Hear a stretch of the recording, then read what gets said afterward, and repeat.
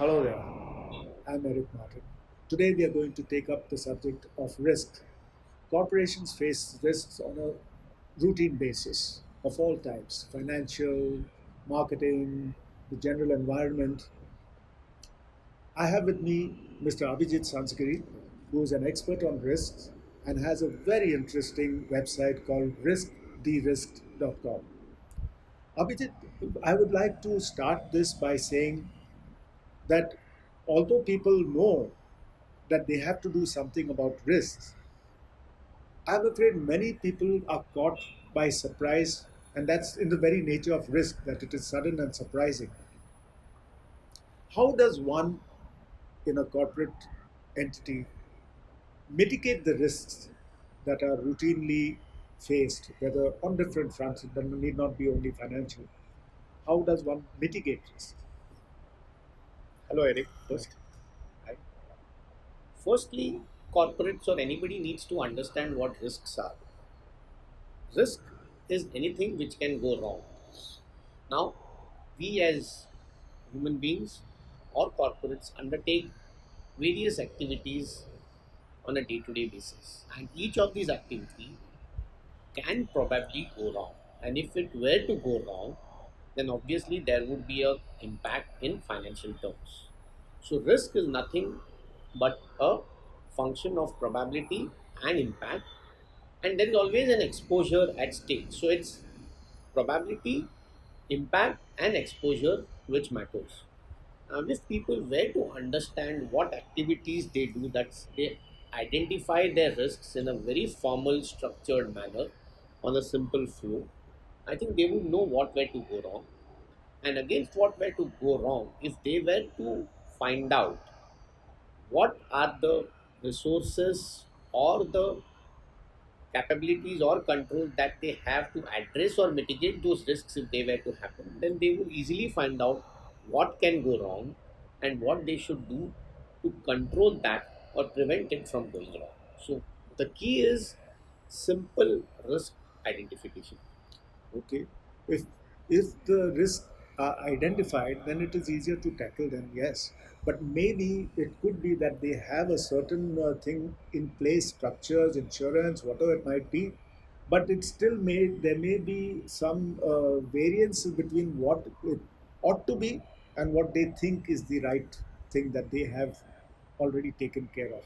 Do you find that Yeah. could be a So let routine, a normal occurrence in so let corporates? me expand it further. One is risk identification. Now, what could have happened, or what usually happens, is certain risks where the probability of occurrence is deemed to be quite low or remote. People don't factor that or consider that as risks at all. Yes. Secondly, identifying risks is also based on certain criteria. It's based on past information. It is also based on available information. So Yes. people, if they do not have the current information, or that there is some gaps in the information availability, then the risk identification could also not be accurate. Now, having gone on the risk identification part, the second is the control part. Now, again, we need to map our controls to the risk, and this has to be done also again in a structured manner. So, we would always have something which are gross and inherent risks. Against those risks, we would obviously have our controls. Those controls need to be mapped to those risks to arrive at what we call our gaps. These are the gaps actually, or the residual risk which we need to address to. So that's a nice phrase to remember. Mind the gap. Yes. Okay, so in minding the gap, again, does it mean that the fault lies in the way the process, the structuring of risk mitigation has been done? Is there a way to improve on that so that these gaps are minimized? Yes.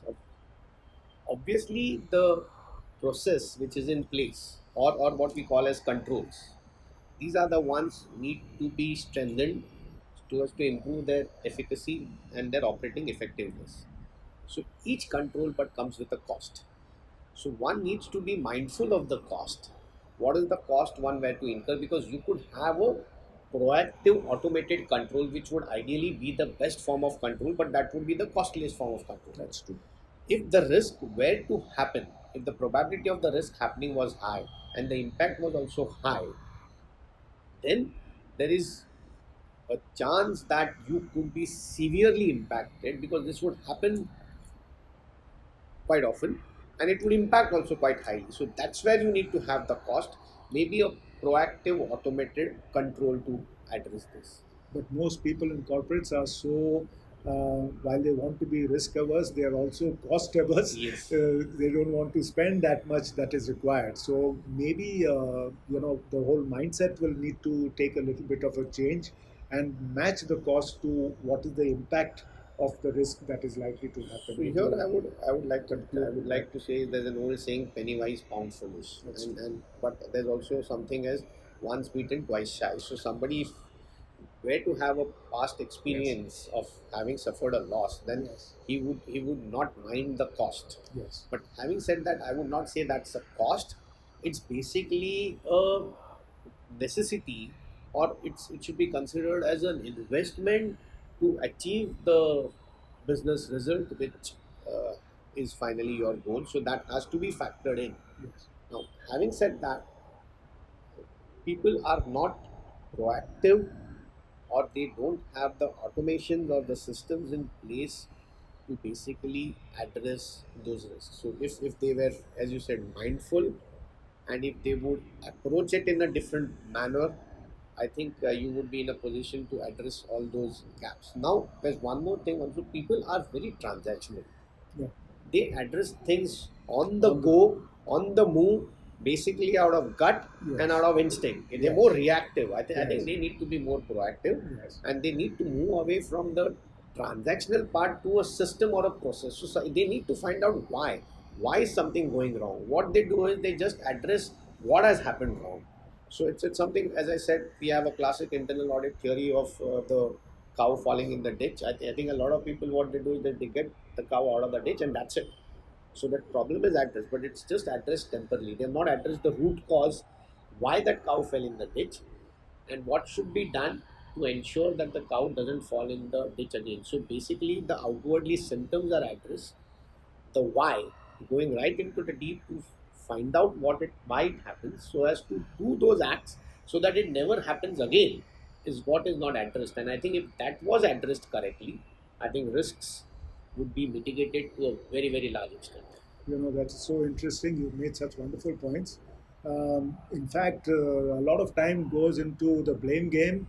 Whose fault is it that the cow fell into the ditch?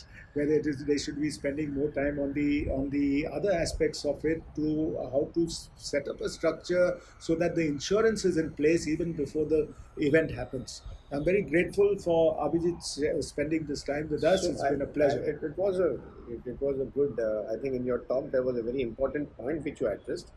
People do get the cow out of the ditch, Yes. and as you said, they find out why it fell in the ditch, Yes. but they find out, instead of the cause why it fell into the ditch, Yes. most often they find out with whose fault it was that it fell in the ditch. So that's a blame game, as you said.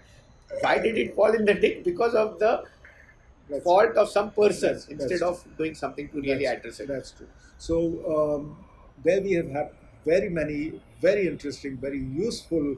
I wouldn't say points, but pointers to how exactly the way forward lies for all corporates who have, if they have been, I won't say fortunate, unfortunate, to have already experienced some crisis due to risk not being addressed. Then there's a lot to learn from that, but there is also even better that one should be able to mitigate this by looking into the future and seeing what are the probabilities, as he rightly said, the impact of each, and then to work out the right systematic way and process to address the risks. I want to say thank you again, Thank you. Abhijit. It's been a pleasure. Thank Thank you. you.